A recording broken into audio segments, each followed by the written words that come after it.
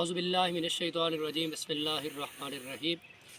حمد کے لائق ہے وہ پروردگار جو خالق انسان بھی ہے، خالق کائنات بھی ہے اور مالک شہجہاز بھی۔ درود لامحدود حضور امام الانبیاء صلی اللہ علیہ وآلہ وسلم کی ذات بابرکات کے اوپر کہ جن کا کائنات میں تشریف لانا اس کائنات کی تخلیق کا باعث بنا، جو مقصود کائنات ہیں۔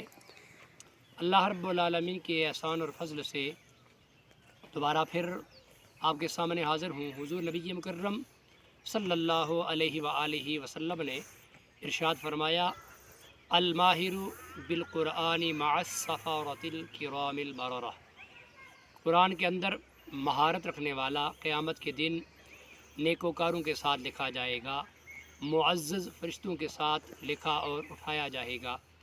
پتہ یہ چلا کہ قرآن کے اندر مہارت رکھنے والا، قرآن کے ساتھ اپنا تعلق مضبوط کرنے والا، قرآن اور صاحب قرآن کے ساتھ اپنا قلبی تعلق بنانے والا آدمی نہ صرف دنیا کے اندر کامیاب ہوگا، نہ صرف دنیا کے اندر اسے عزتوں کا تاج پہنایا جائے گا، بلکہ اللہ رب العالمین کے پیارے پیغمبر جناب محمد الرسول اللہ صلی اللہ علیہ وسلم کے فرمان کے مطابق قیامت والے دن بھی عزتیں اسی کے لیے ہوں گی۔ حضور نبی مکرم صلی اللہ علیہ وآلہ وسلم کے ارشاد کے مطابق قیامت والے دن قرآن آئے گا اور اپنے پڑھنے والے، اپنے ساتھ تعلق بنانے والے آدمی کی شفاعت اور سفارش کرتا ہوا نظر آئے گا۔ اللہ رب العالمین قرآن کے ساتھ تعلق بنانے کی توفیق عطا فرمائے۔ وما علی الا البلاغ المبین۔